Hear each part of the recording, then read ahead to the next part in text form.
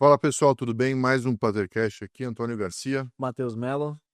Muito bom, a gente vai fazer a continuação do episódio de pai para filha, isso com o tema Mães disfuncionais. Mães Disfuncionais. Beleza.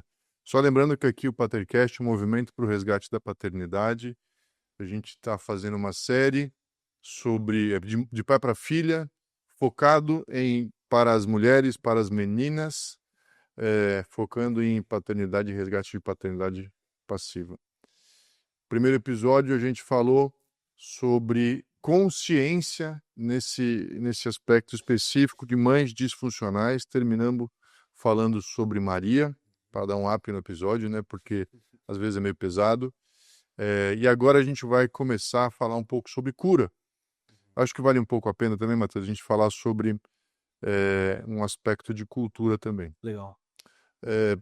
Traz para a gente aquilo que você preparou sobre qual o papel da cultura, porque a gente vai falar um pouco sobre alguns contos. Manda brasa. Bom, então vamos lá. A expressão artística, ela cumpre a função de condensar em uma narrativa breve, na verdade, as tensões e contradições sociais. Revela o quê? Revela que, através de situações cotidianas e personagens claramente simbólicos, vai acabar representando as mazelas de uma realidade histórica. A força da expressão artística está o quê? Na síntese. Ou seja, ao invés de oferecer discursos diretos, expõe de uma forma sensível e impactante as estruturas de injustiça, provocando no leitor ou no consumidor daquela expressão artística tanto o incômodo quanto a reflexão crítica. Explica. Bom, então, o ponto que a gente trouxe aqui é que o artista ele tem acho que o próprio artista se incumbe de um dever de denunciar. Esse foi um ponto que a gente chegou, né? De denunciar mazelas, dificuldades, problemas que a sociedade enfrenta, talvez num momento muito específico, e a gente comentou talvez da ditadura, talvez em questões de governos, etc. Mas até no que a gente vai trazer aqui de alguns contos, são problemas que acontecem por muito tempo e que se a gente falasse de uma forma bem direta, talvez a gente não conseguisse ter aquela revelação. Eu acho que tanto a arte, e aí que para mim se destacam bastante, a gente vai falar de contos, mas eu dou destaque também para música e para filmes. A gente consome aquilo e de uma forma parece muito despretensiosa, parece só que despretensiosa, o artista consegue convencer a gente de que aquilo realmente é verdade, né? Tá, mas daí a gente tem que dividir, e vai fazer sentido com o episódio aqui, mas a gente tem que dividir um pouco o artista militante do artista real, espontâneo. Perfeito. Me parece que quando a militância entra, estraga o artista. Uhum. O artista é o cara que ele traduz pra gente o sentimento que ele tem e que pela sensibilidade dele, ele consegue capturar mais rapidamente do que as outras pessoas. Ele traduz aquilo na peça artística de uma forma que conecta com a gente. Sim, já o militante ele vai querer provar um ponto, O né? militante ele tem um objetivo a ser alcançado, entendeu? O artista não. Então eu lembro uma vez que eu estava vendo uma entrevista do Renato Russo falando sobre uma música, ou não lembro se era ele, e que o entrevistador falou assim: mas o que você quis dizer com essa música? E aí ele falou o seguinte: não importa o que eu quis dizer, importa o que ela gera em você. Eu não quero te levar, te direcionar para algum lugar. Sim. Eu fiz a música com o meu sentimento. Uhum. Era o que eu estava sentindo, são as minhas emoções. Agora, o que ela está gerando em você é seu, entendeu? E eu sinto que a militância é o contrário. Não vou fazer um negócio para te levar para tal lugar, entendeu? Protestar num determinado sentido, né? Isso, e eu acho isso muito ruim. Sim.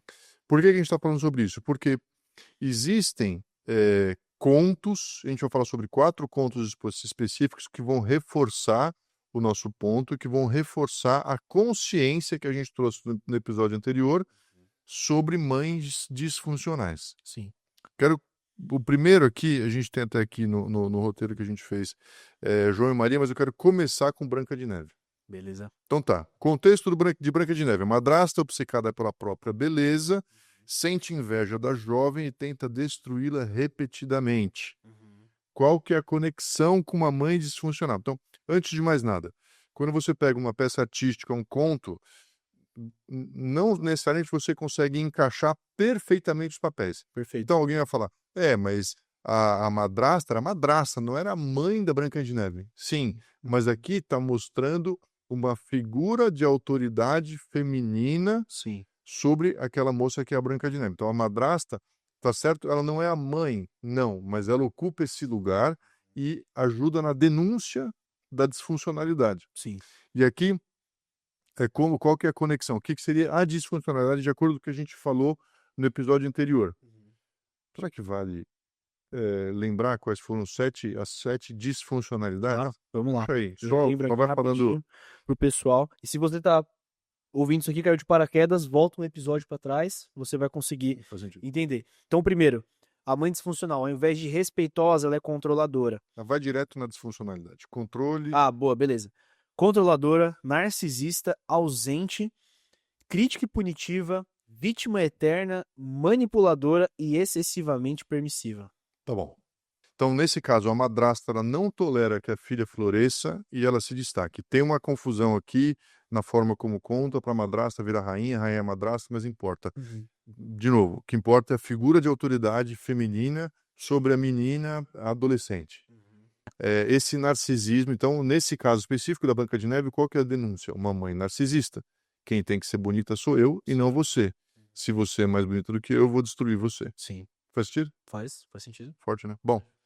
Segundo ponto aqui, a mensagem simbólica da Branca de Neve. A filha de uma mãe narcisista sofre com a sensação de que nunca poderá brilhar sem provocar a ira materna. Segundo, Rapunzel. Rapunzel eu posso contar que é o que eu... Vamos dizer que eu só conheço mais. É o do Enrolados. Enrolados, exatamente. Assisti acho que umas 2, 3 vezes já com a minha noiva, que gosta muito dessa história. Que é... ela gosta bastante, eu aprendi a gostar também. Os outros eu confesso que eu nunca vi. Então, essa bruxa, ela sequestra a Rapunzel dos pais que eram os reis ali daquele reinado ali. Bom, ela sequestra ela porque ela tem um poder mágico, que é o cabelo dela. Bom, ela sequestra e deixa ela numa torre pela vida toda e manipula ela, e controla, e enfim, vários pontos aqui, mas ela impede que a Rapunzel conheça o mundo de verdade e ela usa o poder da Rapunzel para rejuvenescer e para ela conseguir subir e descer da torre também. Então, isola ela do mundo, controla a vida dela. Os pontos aqui os 2 pontos principais aqui que a gente entende disso é o controle e eu nem diria que talvez é uma super proteção. É uma super proteção. No Enrolados tem um lance, mas ela é manipulativa. É manipulativa porque é claramente o que a gente falou no episódio anterior sobre é pro meu bem próprio, entendeu? Não quero te desenvolver pro mundo. Até porque quando chega o moço bonito lá pra Rapunzel, ela pinta toda uma imagem, ela faz de um jeito com que ela manipula o pensamento da Rapunzel e a Rapunzel começa a sentir medo, né? Enfim, são muitos pontos que a gente Também pode tirar, né? No Enrolados, acho que não é exatamente o conto da Rapunzel, porque no Enrolados o cabelo dela faz com que a bruxa fique jovem, né? Exato. No conto original, não é assim. Eu acho que não me lembro. Mas o ponto que a gente pega aqui é o controle e a superproteção, né? A mãe não deixa a filha viver e ela escolhe com quem que ela se relaciona e o que que faz exatamente. E um medo do mundo externo. Putz, eu acho que a gente... Bom, todos os pontos aqui a gente já foi relacionando no primeiro episódio e a mensagem simbólica principal de Rapunzel, que é: muitas mães disfuncionais sufocam as filhas sob o pretexto de protegê-las, o que a gente havia comentado, mas na verdade impedem o crescimento saudável. Ou, eu acho que talvez, não sei se você vai concordar comigo, pode até acontecer, talvez seja mais raro, mas aprisionam mesmo em benefício próprio, né? O que será que aqui é? Controle, narcisismo, manipulação, excesso de crítica um pouco. Você sabe que uma coisa interessante é o roubo dos pais é o roubo da funcionalidade. Então, você tem, porque sempre os pais são o rei e a rainha. Então, eles são ultra funcionais. Perfeito. Eles amam, eles querem criar, tá. Então, essa figura tira da funcionalidade para disfuncionalidade. Sim. E eu acho bom, porque quando a gente fala sobre cura, tem o ponto de você entender que você não precisa aceitar a disfuncionalidade, ela precisa ser denunciada. Boa, acho que a gente entra nesse ponto aqui especificamente de Rapunzel, que eu já conheço um pouco mais da história. Ela passa por esse vale, né? Ela estava aqui no ápice da funcionalidade, da família ideal, ela estava ali num ambiente saudável, e no final fica tudo bem. A gente sabe que fica tudo bem, mas ela passa por E até algo que eu havia pensado no outro episódio, que eu acabei não comentando, que eu deixei justamente para esse ponto da cura, e que a gente falou também no ponto do abuso, que lá naquele episódio de abuso, a gente comentou que você expor sua vulnerabilidade gera risco, né? E o paralelo que eu trago aqui também é que a autonomia que a Rapunzel teve que ter para explorar o mundo no filme, eu sei que a gente tá falando do conto, mas no filme, junto com o camaleão lá e tudo mais, toda aquela narrativa, ela tava enfrentando medos efetivamente. Sim. Não pelos medos em si, mas pelo que foi apresentado do mundo até aquele momento. Que é a Então, manipulação. que é a manipulação. Então, a manipulação, ela gera em nós esse medo do novo e o medo de eu conhecer algo ali, porque é quase uma morte, né? Isso é um impacto muito profundo. Mas é que a gente já pode tirar essa conclusão, né? De que a gente estava até comentando, preciso ter essa cisão com essa torre que me impede de pisar na grama, de talvez ser picada por uma formiga, de passar frio e etc. Eu preciso dessa cisão com essa, não necessariamente com essa ideia, mas com essa não necessariamente com a pessoa, mas com as ideias de manipulação, com toda essa hiperproteção ou mesmo manipulação. E a gente estava até comentando, acho que você pode até depois falar mais sobre isso, mas que se caso nesse processo de cura, a filha ou o filho aqui serve, mas a gente está falando da filha. Se caso, assim, para viver essa cura e essa cisão com essas práticas que são disfuncionais, se necessário for, até o afastamento com a própria pessoa que pratica a disfuncionalidade, né? Não é o ideal, mas assim, às vezes é uma questão. No conto é a morte da madrasta, a morte da rainha, a morte que assim, a disfuncionalidade, ela não precisa ser aceita. Eu acho que esse é um grande paradigma que a gente chega, né? É forte isso, porque às vezes a parceria com a disfuncionalidade ou a codependência impede a cura, impede a consciência, impede. Então, assim, no conto, você não salva a madrasta, né? A madrasta morre. Não tem uma reconciliação no final lá. Mas é interessante, porque você não precisa fazer as pazes com a maldade, entendeu? Não, a maldade é quando a gente fala na Bíblia, tá aqui, a gente odeia o pecado, mas não odeia o pecador. E no conto, o pecado ele fica personalizado com alguém que ele personifica o mal. Então, você não faz as pazes com o mal. Não. Você mata o mal, tira o mal. E você faz as pazes no mundo concreto, você faz suas pazes com a pessoa. Mas assim, você faz mal para mim, tá? Eu não vou aceitar o seu mal. Eu posso te amar, mas eu não vou aceitar o seu mal. Então, se preciso for, eu vou me afastar um pouco de você. Mas eu preciso denunciar esse mal e você precisa buscar cura, isso precisa melhorar. Então, dentro desse ambiente de disfuncionalidade materna ou que se aplica a qualquer pessoa, eu posso estar com você, mas eu não preciso aceitar a sua disfuncionalidade, eu preciso denunciar a sua disfuncionalidade para que você busque cura, entendeu? Sim. E ainda nesse ponto aqui, acho que a gente vai interessar nesses pontos de cura. O que você acha, Antônio? Porque, na minha perspectiva, o filme lá do Enrolados, é que eu não li o conto, né? Mas ele é muito bom em retratar, assim, a Rapunzel tava ali hiper protegida e sendo, na verdade, presa. Cara, quando ela desce, um monte de coisa acontece. Perseguição, ela vai no bar lá daqueles caras e tem uma cantoria. Acho uma experiência bem maluca, assim, pra ela. Você concordaria que, da sua experiência aconselhando pessoas e etc., que esse caminho da autonomia, ele gera... ele tem consequências difíceis de lidar? Ou seja, sabe, a vida real, ela vai ter... você vai ser daquela proteção, né? 100%. E tem tudo a ver com o que a gente está conversando aqui, porque a gente sempre conversou aqui na Patercast como a prioridade da mãe é a sobrevivência e a prioridade do pai é o desenvolvimento. Desenvolvimento para o mundo. Então a mãe, ela fala assim, se necessário for, eu te deixo numa torre, porque eu vou garantir que você vai viver até o final. E o pai é o cara que vem e fala assim, não, vamos sair da torre, porque ainda que você morra, é importante que você se desenvolva. E aí entra em valores, e eu já tive uma vez uma conversa séria sobre qual valor é mais importante, vida ou liberdade? Porque se você tira a liberdade de uma pessoa, você mata ela em vida.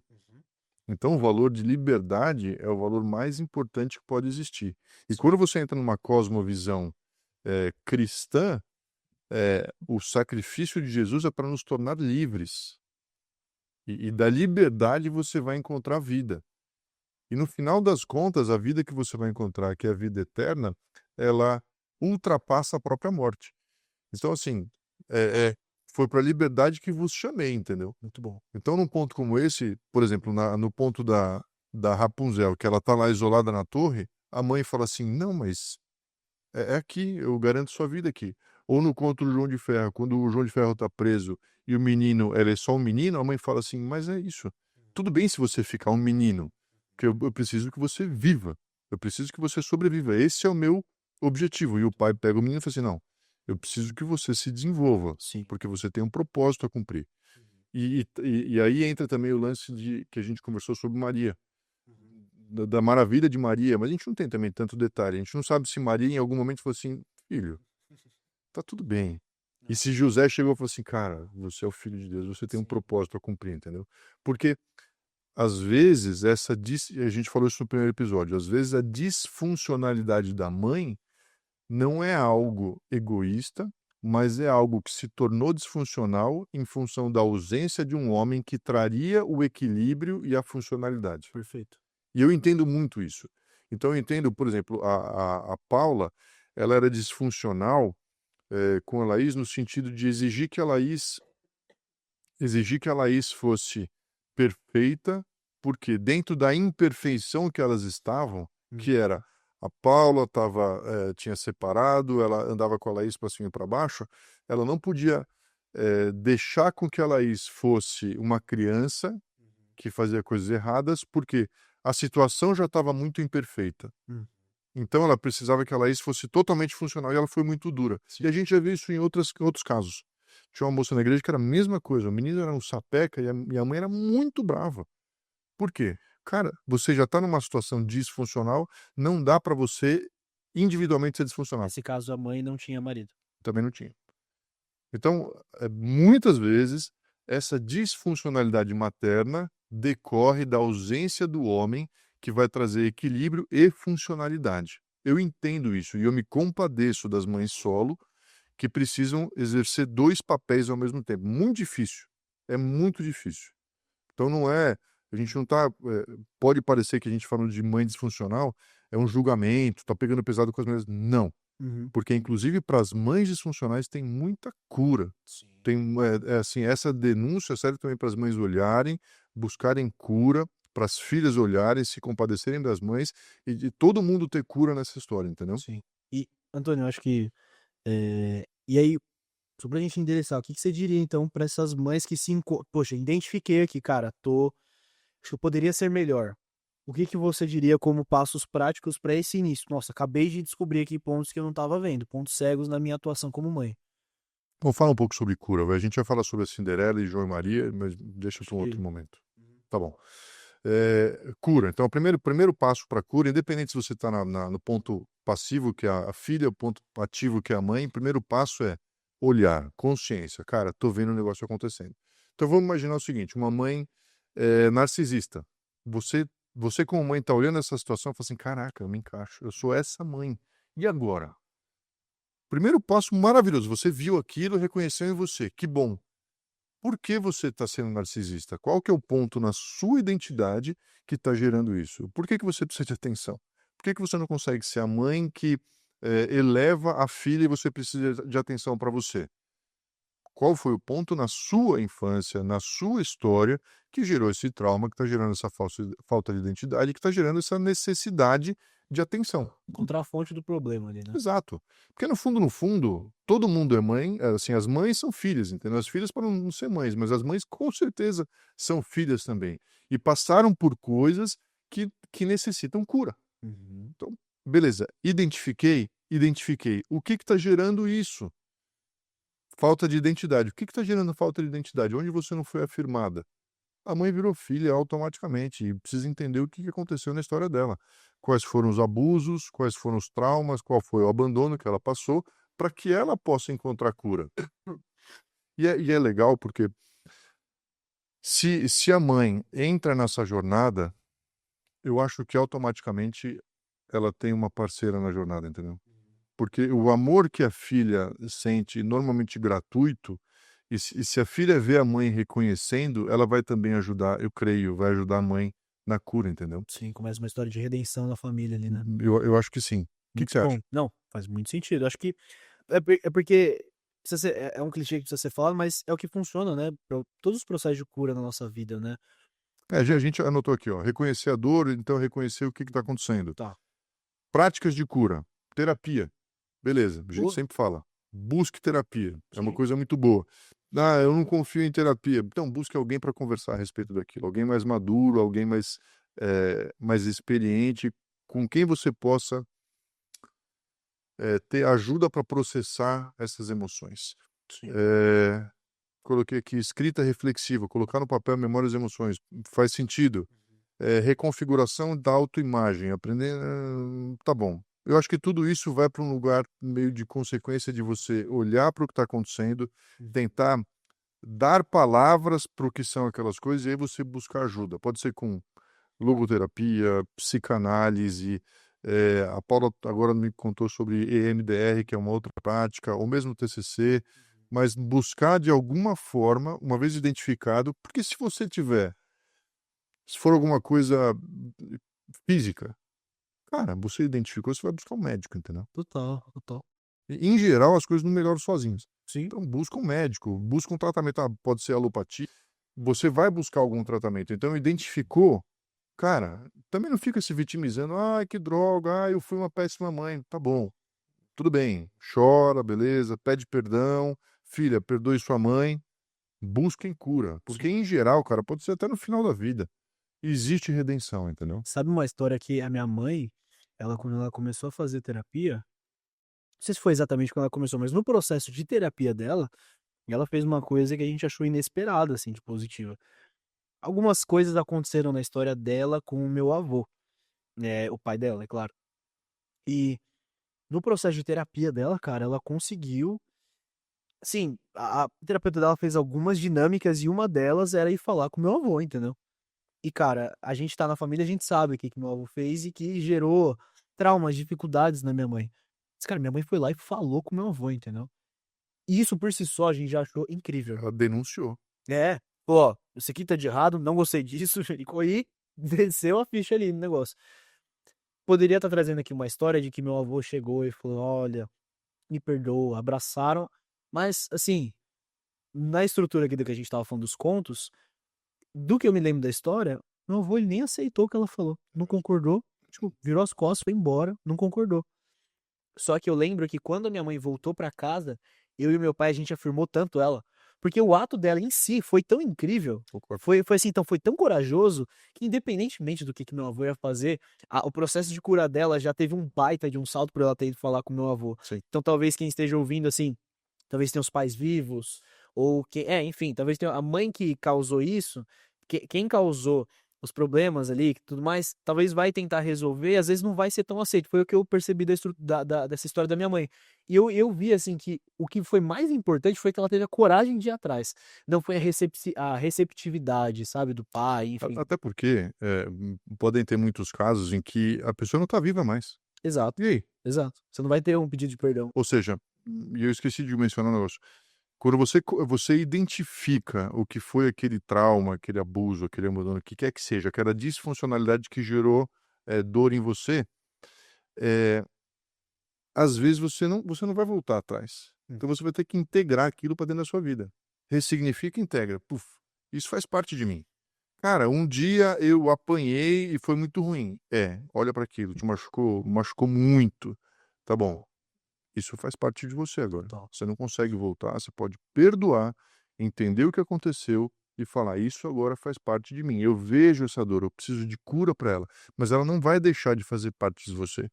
Ela faz parte da sua história. Muito bom. Eu acho que pra mim, e isso com certeza se aplica também pra todos, pra mim foi alguns traumas que eu vivi, a cura foi mais profunda, as curas mais profundas dos traumas que eu vivi não vieram de eu esquecer o que eu passei. Vieram na nossa base cristã, de uma ministração que mudou a minha vida e que eu constantemente volto nela intencionalmente, que é: onde Jesus estava, onde Deus estava ali como meu melhor amigo, onde ele estava nessa situação. Sim, muito Não é tipo assim, eu esqueci, vou esquecer isso aqui, vou jogar pra baixo, Deixa pra lá. deixa pra lá. Não foi.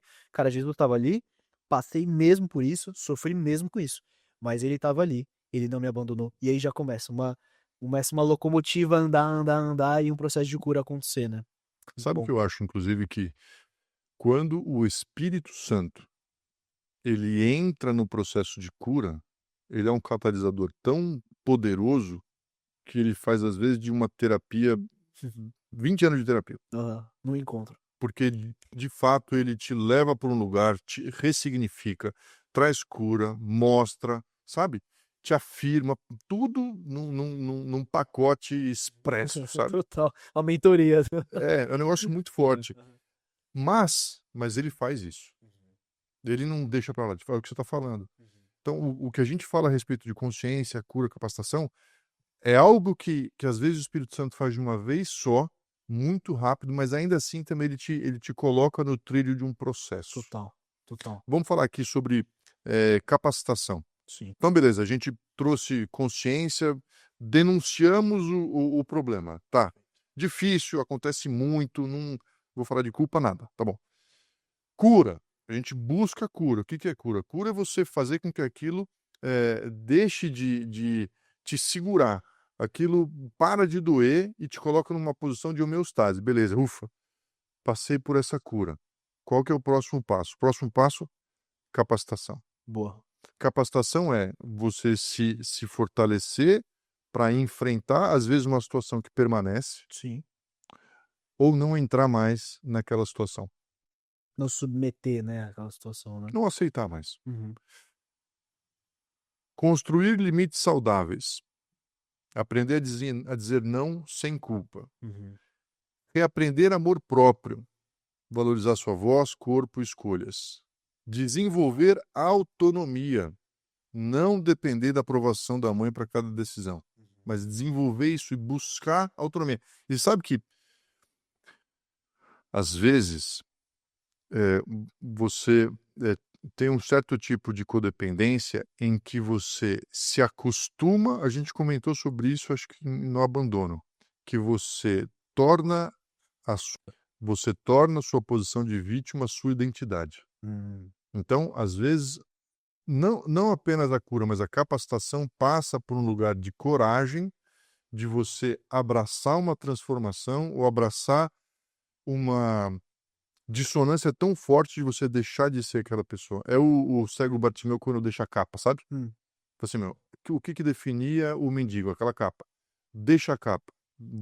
Ele estava indo em direção a Jesus, ele não tinha certeza da cura, ele não sabia o que ia acontecer, mas ele confiou tanto, ele falou assim, eu já vou deixar minha identidade para trás porque eu confio no processo. E talvez esse seja um dos maiores pontos de partida para a cura, é você falar, antes mesmo da cura, eu já não quero mais ser esse cara doente. Muito bom. Sabe assim? Muito bom. Sabe que outro dia, cara, sei lá se eu tô viajando, mas eu tava lá lendo a Bíblia, aí tava tipo no capítulo 3, aí quando eu virei a página foi pro capítulo 5. Daí eu falei assim, não, tem o 4. E aí aquelas duas folhas que estavam tão fininhas, eu tinha certeza que elas estavam juntas. E a certeza que eu estava junta fez com que eu buscasse com que elas se desgrudassem. E tem uma chave aí que é a certeza da cura às vezes te faz dar passos que você não daria para dentro do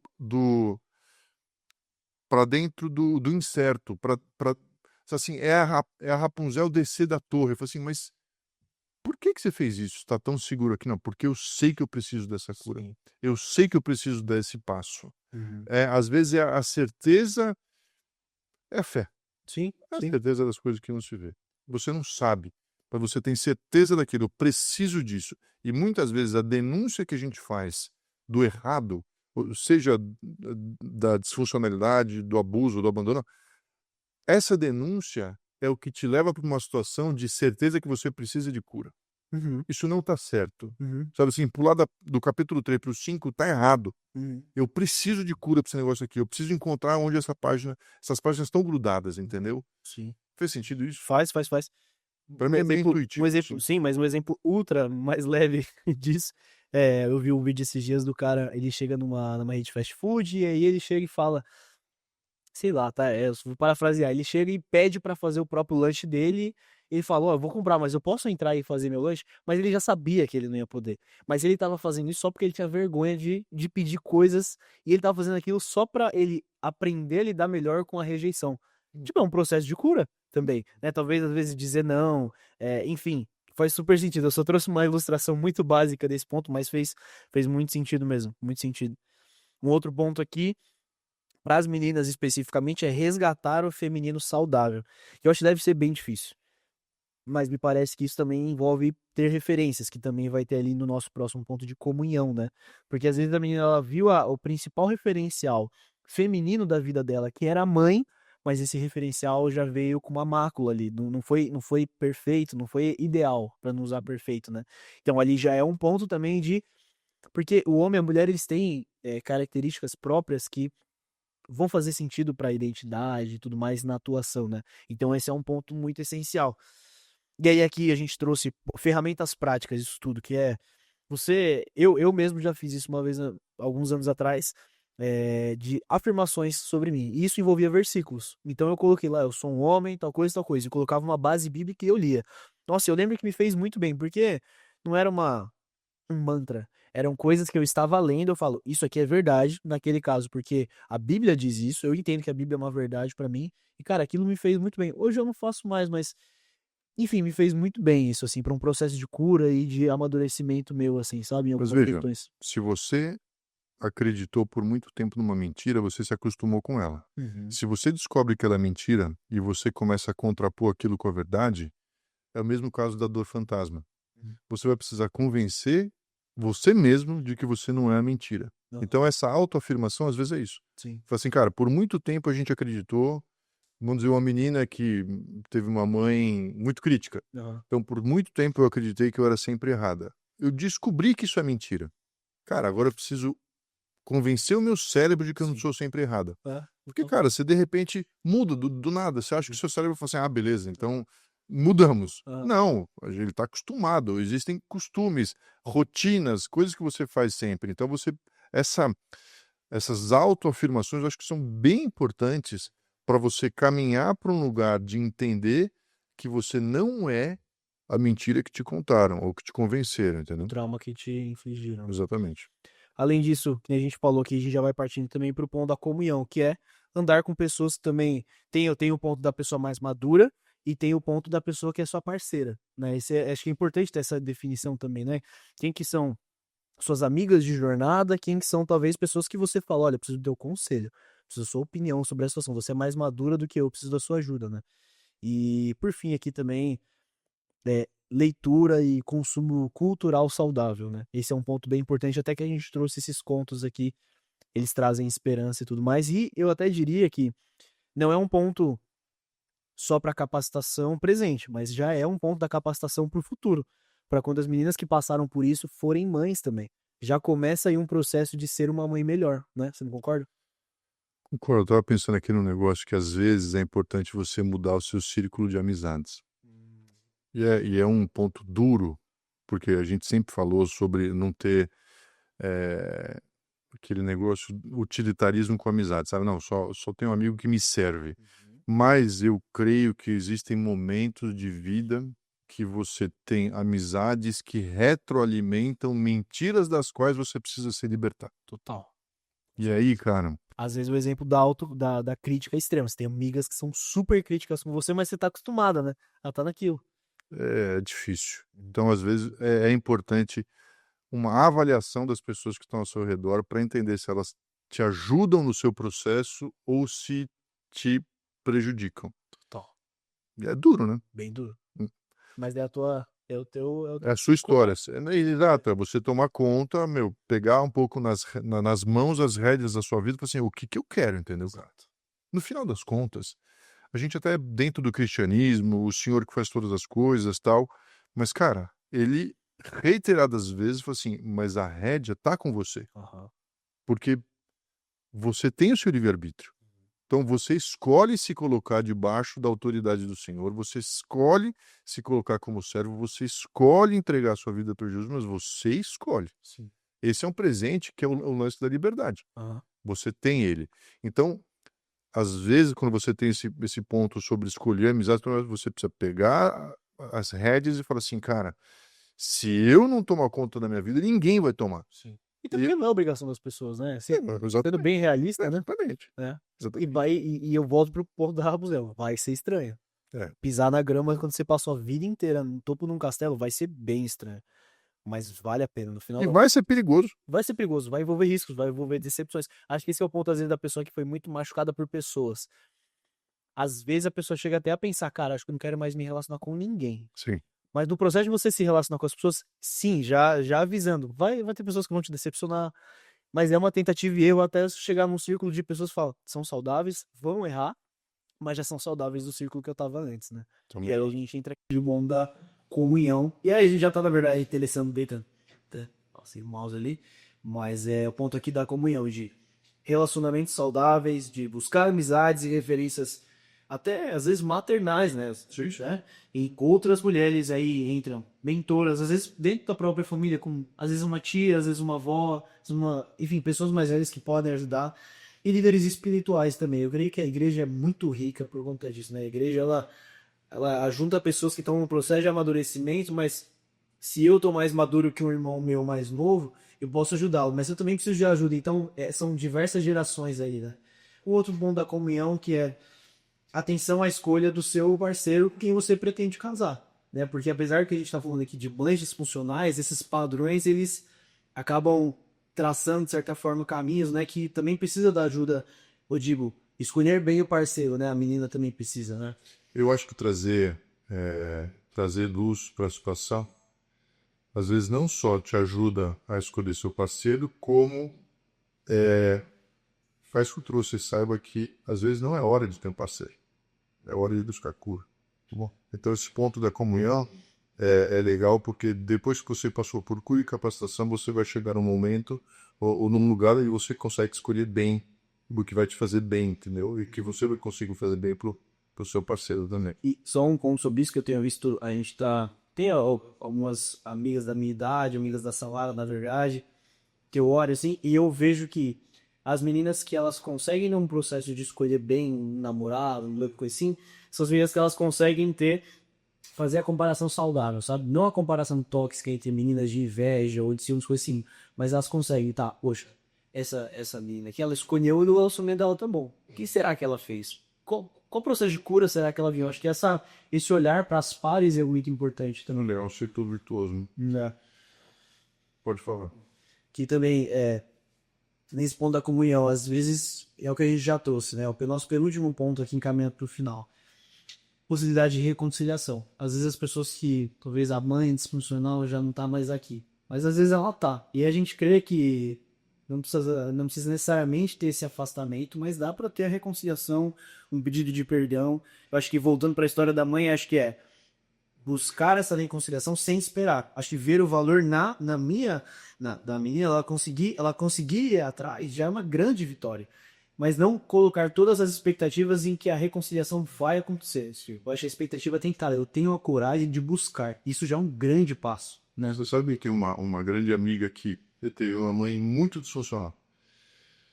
Ela reconheceu isso, ela foi curada disso, ela se capacitou, a mãe continuou no mesmo lugar e a filha, ao se reaproximar, ajudou a mãe no processo de cura dela.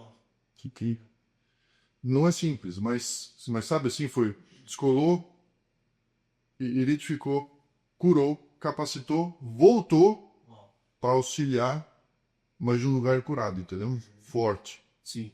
E a mãe continua com as mesmas práticas abusivas, mas já não faz efeito. Ela já consegue se blindar daquilo. Não rola mais, entendeu? Ela já não engata mais. E aí a filha, que ela passou de um lugar de ser abusada para ser uma força redentiva, sabe? Que jura. Não, demais, incrível. Nossa. E a última aqui, pertencer a uma nova comunidade. Aprender que maternidade não é só biológica. Existem mães espirituais. Irmão, volta para o primeiro, falando sobre relacionamentos saudáveis, buscar pessoas, às vezes mentoras ou discipuladoras. Boa. Meninas, muito obrigado por estarem até aqui nesse episódio duplo e longo sobre mães disfuncionais. A gente tentou passar por vários pontos. A gente espera que você tenha gostado. Se você gostou, manda para outras meninas também, às vezes para mães. É muito importante que haja consciência das disfuncionalidades para que haja cura, capacitação e reconciliação, comunhão ao final. Tá bom? Muito obrigado, fique com Deus. Até a próxima. Até mais.